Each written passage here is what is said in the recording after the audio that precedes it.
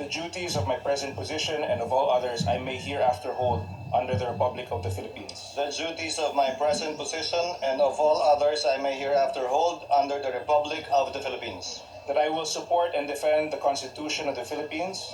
That I will support and defend the Constitution of the Philippines. That I will obey the laws and legal orders and decrees promulgated by the duly constituted authorities. That I will obey the laws, the legal orders, and decrees promulgated by the duly constituted authorities and maintain true faith and allegiance to the Republic of the Philippines. And that I impose this obligation upon myself voluntarily without mental reservation or purpose of evasion. And that I impose this obligation upon myself voluntarily without mental reservation or purpose of evasion. So help me God. So help me God. Ating naging Senate President Mig Zubiri. Maraming salamat, SP Migs. Maraming salamat. Madam President, ano man po ang ating politikal na paniniwala, saan man po tayong grupo nakabilang o napapabilang, sa bandang huli, isa lang po ang ating pinipili, ang ating minamahal na Pilipinas. Being part of the leadership, Madam President, carries a cost, requiring leaders to be ready to consistently make sacrifices, prioritizing the interest of their organization, institution, or even their country above their own self-interest. And so today, Madam President, I tender my resignation because the greater cause outweighs my personal interest. Maraming salamat po, Madam President. Thank you very much, our Majority Leader, Senator Joel Villanueva. We thank you for your service to the institution and your service to the nation. Thank you. Madam President, thank you. Madam President, may I move that we recognize Senator Nancy Binay. Senator Nancy Binay is recognized. Thank you, Madam President. I would just like to manifest that I'm also resigning as chairperson of the Committee on Accounts and Tourism and Ethics. Thank you, Madam President. We take note of the manifestation of Senator Nancy Binay. Thank you. We thank you for your dedication to duty as well. Madam President, Senator Sani Angara is also seeking the floor. I move that he be recognized.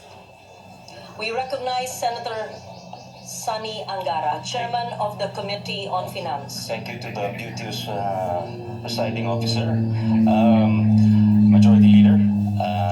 I'd like to pay tribute to our outgoing Senate President, our outgoing Majority Leader, our outgoing Senate President Pro Temp, and the leadership team who was a very productive. I think there's no reason, of course, emotions may dictate that they bow their heads, but there's no reason to bow their heads. Talagang, I think, when all is said and done, when history is written, wala silang ikakahiya. They stood on the right side of history. I think when this institution was under threat, pinaglaban ni Senate President Zubiri ang ating institusyon, pinaglaban niya ang ating taong bayan dun sa mga gustong solohin ang kapangyarihan. To our Majority Leader, thank you for being here day in, day out, late, along with Senator JV's team.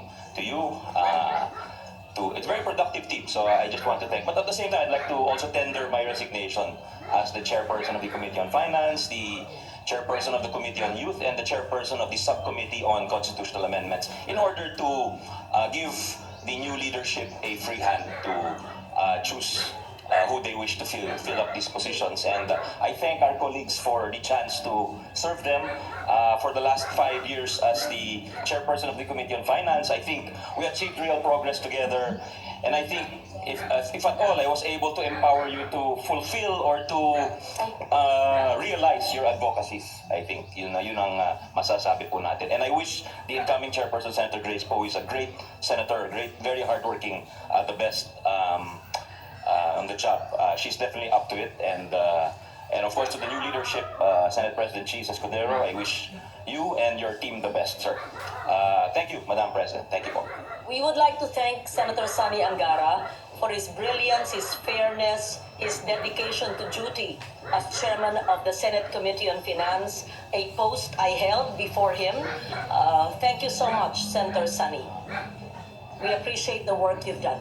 Madam President, Majority Senator Leader. JV Ejercito, our Deputy Majority Leader is seeking the floor. I move that he be recognized, Madam President. Our Deputy Majority Leader, Senator J.V. Ejercito, is recognized. Thank you, Madam President. First of all, I'd like to thank the Senate President Pangyayayari for the trust and confidence. Majority Leader Joel Villanueva, and of course, Madam President, the Senate leadership for entrusting me to become the Deputy Majority Leader for the past 2 years. And all I can say is that I'm very proud to be part of this team under the leadership of President Mig Subiri.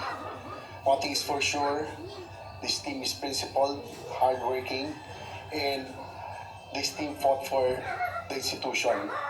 And those countless nights, evenings, sessions during the budget hearings will always have a mark in my history. And again, I would like to resign, of course, to give the new leadership a free hand in reorganizing the Senate leadership.